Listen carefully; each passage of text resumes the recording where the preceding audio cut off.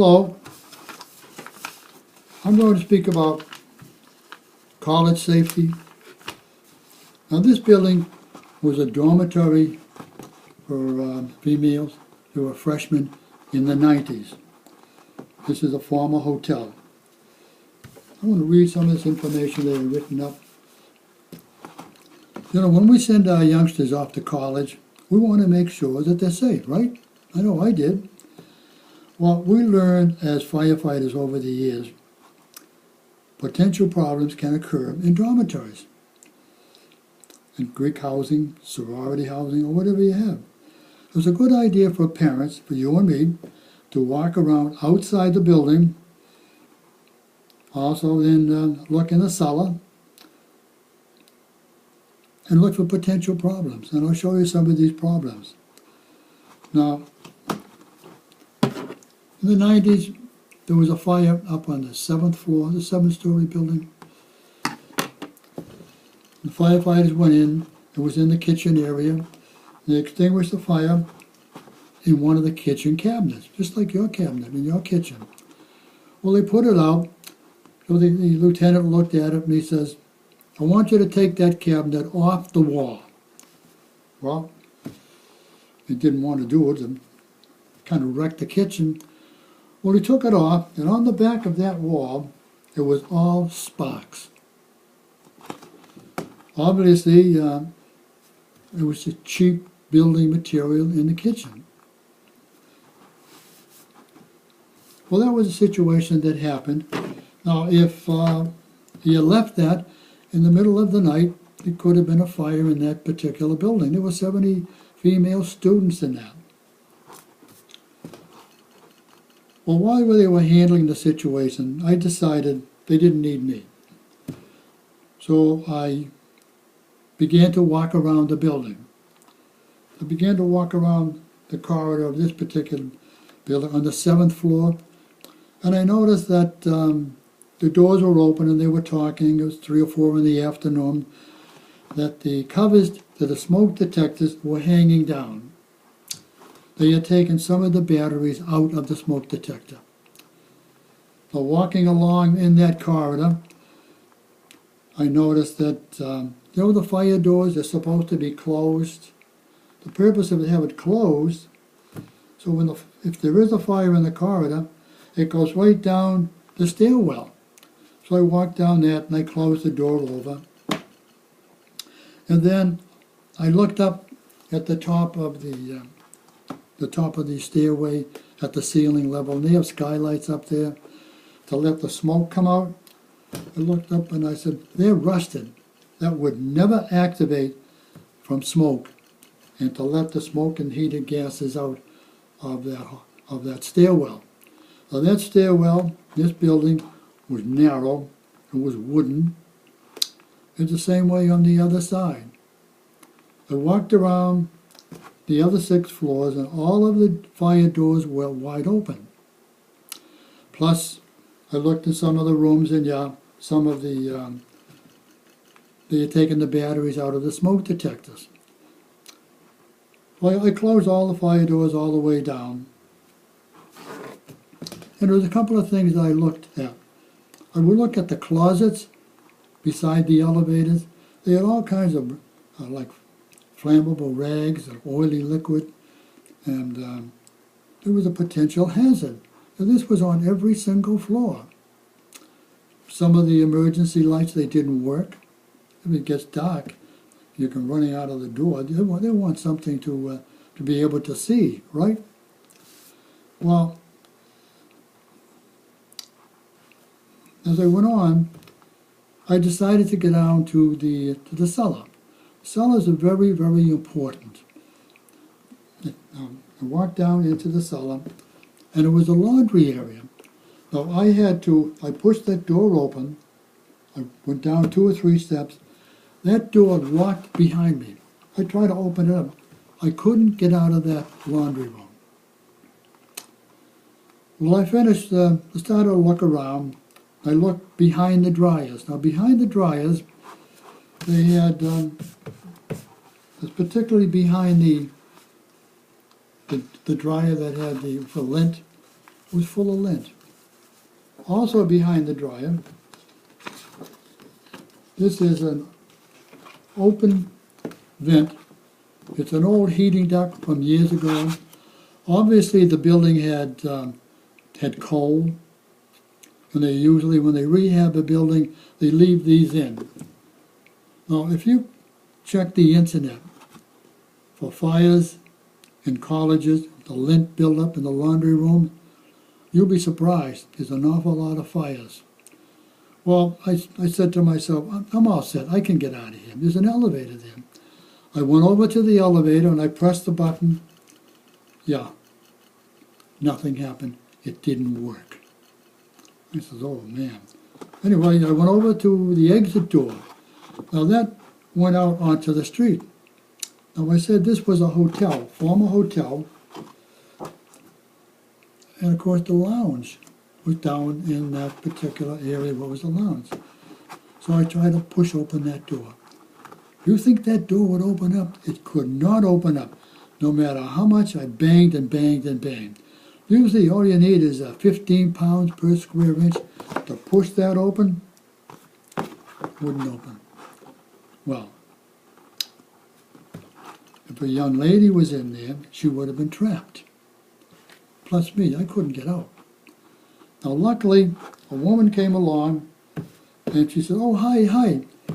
Now she did a double take. She saw some guys in there, and I was in uniform. I said, please don't get upset. I said, here are my credentials, and I'm with the Boston Fire Department. We got a little fire upstairs.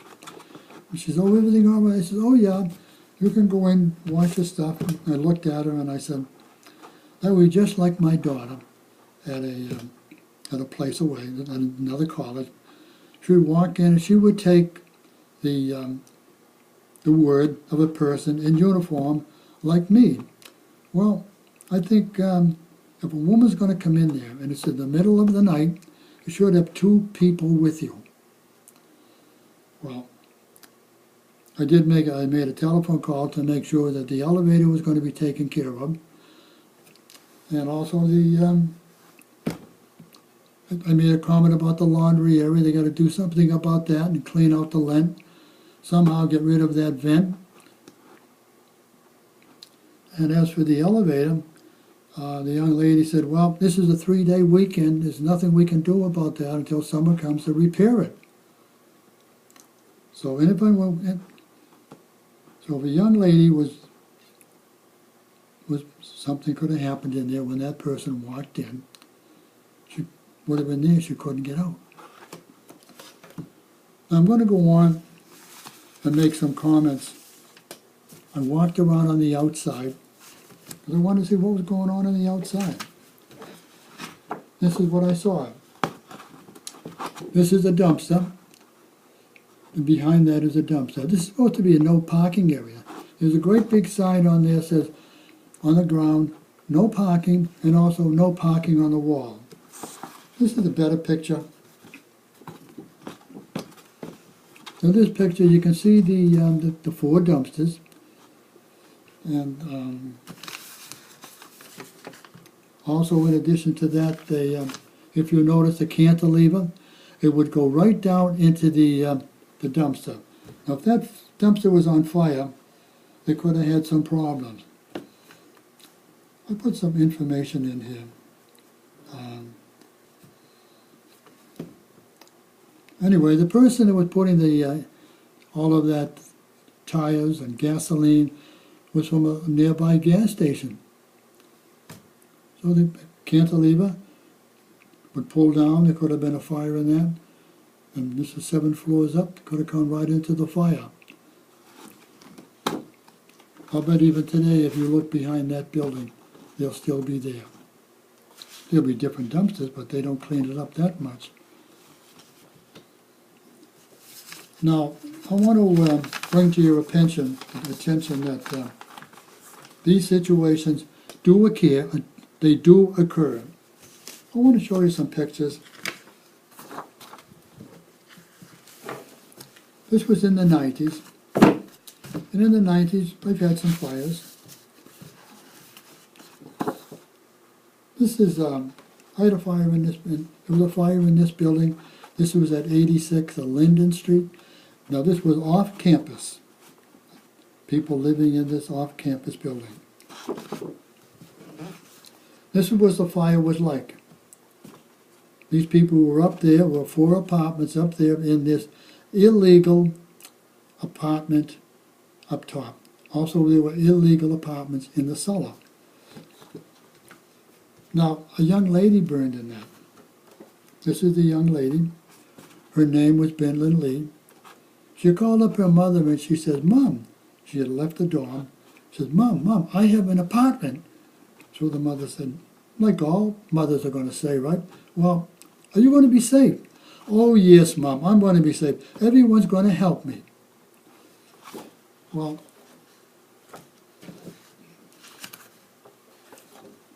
one weekend, these 5 people, they lived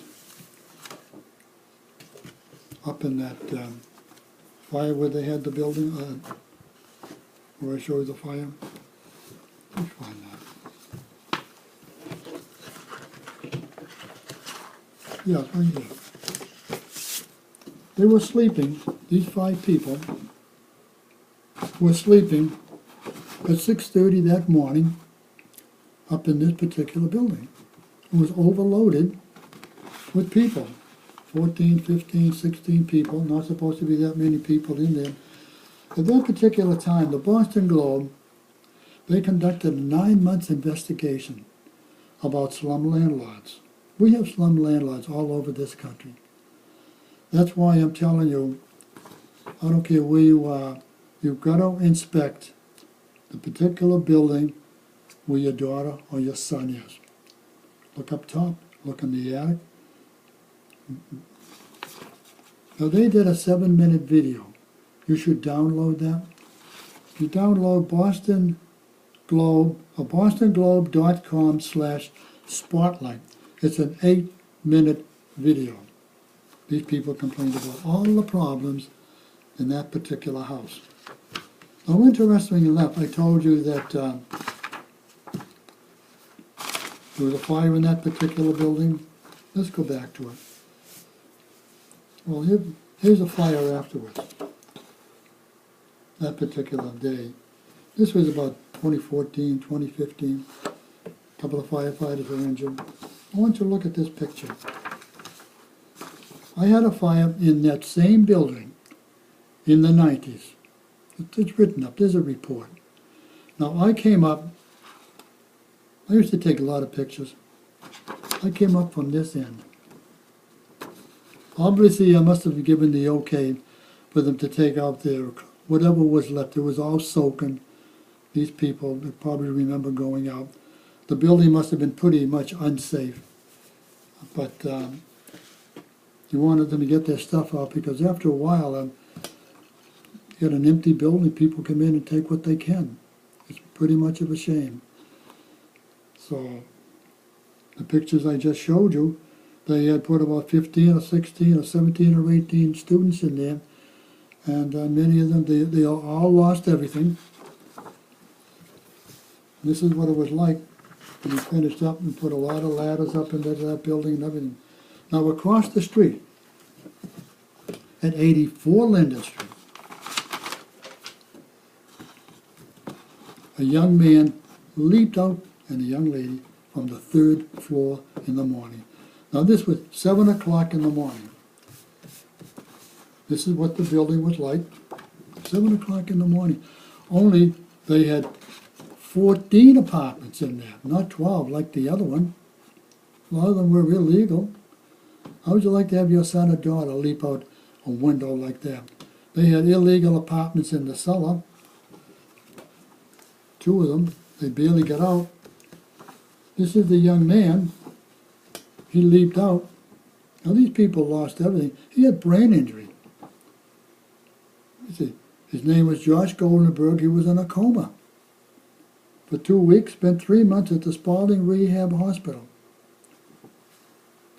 And there were about 15 or 16 in there. They lost everything that they had. Let me show you the kicker on this. They sued him. My question is, why